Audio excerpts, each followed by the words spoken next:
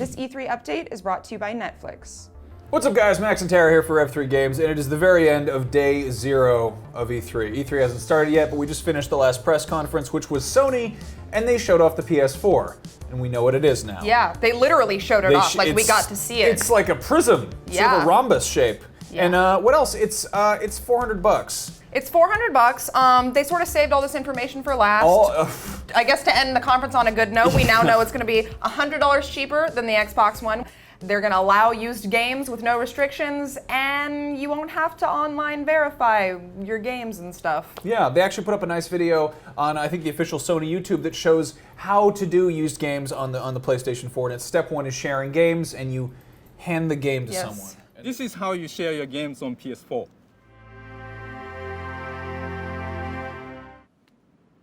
Thanks.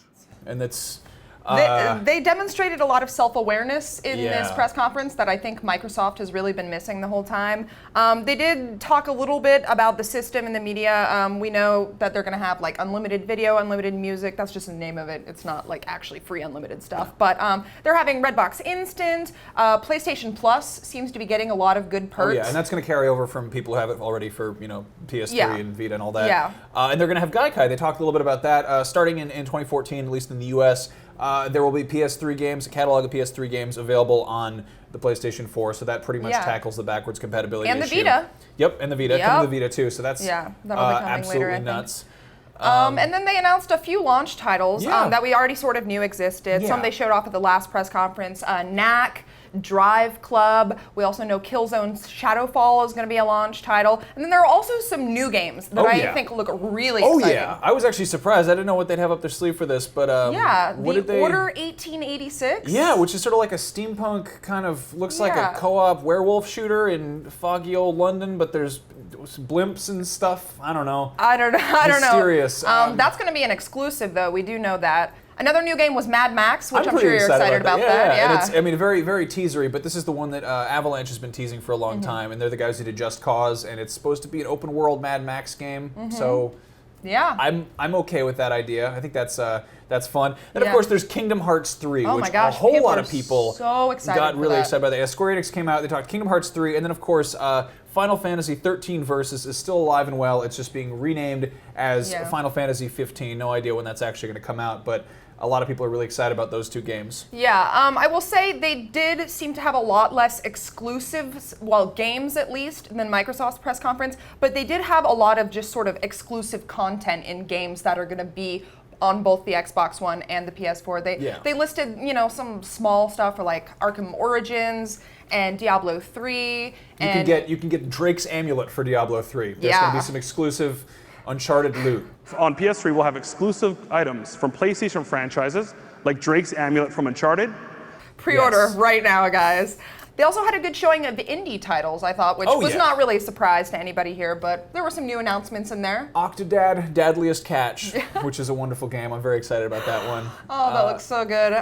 Some other stuff that we saw before, like The Witness, Transistor. Don't Starve, the guys from Supergiant Game. Strong indie presence. Yeah, and we also learned that both The Witness and Transistor are going to be first on PS4. So they'll be coming to Xbox One after the fact. So that's pretty cool. Here's one, The Elder Scrolls Online, which we didn't know until now was going to be coming to consoles at all. It looks like that's going to be on the PS4, or at least open beta on the PS4 first. I don't know if that's just the console version or if it's going to be on the PC first or what the story is, but they showed off some first-person gameplay for the first time. I played that back months ago, and they weren't showing it off then, so it's nice to see that actually in action. Yeah, then of course there were also some games there that we had seen at other press conferences today. We know you can drive a boat in Watch Dogs, for instance. You can drive a car. Yeah, more Assassin's Creed stuff. Yeah. But Destiny, I think, is really the game that we were all looking forward to. I gotta say, my personal opinion, I was a little bit underwhelmed. People have hyped this game up so much, and to me, it just sort of looks like a less colorful Halo. Really? Yeah, a little bit. I mean, you can see the Halo side of things, but I mean, the thing, it seems very social. It's got the kind of Borderlands friend thing, but it seems much more sort of organic and sort of the way that Journey is. Like, you can just come up on people and they'll be like hanging out, like, what are you doing? I'm gonna go shoot some guys. Want to help? Sure, let's go. I do kind of get like sort of a Guild Wars vibe from it almost. Yeah, it also just looks straight up like Star Wars. I mean, you got a bunch of guys who look like Boba Fett and General Grievous running around. There's that big orb thing, which is like, what if the Death Star was good? And there's beautiful sunsets, and it looks like, I mean, it's got the trees and stuff, which I'm getting the Skyrim vibe from, and I'm nerding out so hard over Destiny. If they had shown that at the beginning of the press conference, I think I probably would have been a little bit more excited about it, but the whole thing was so good that I was just a little underwhelmed by it at the end. But I don't know, I thought it was a really great press conference, definitely better than Microsoft's. I'm excited to see a lot of these games on the show floor. Yeah, it's going to be awesome. Just stay tuned right here, because we're going to be putting up lots of videos. We haven't started E3 yet, but thank you guys for watching. Let us know what you thought in the comments below, and we'll try to sneak on there and say something clever back at you. We love you. Let's do E3.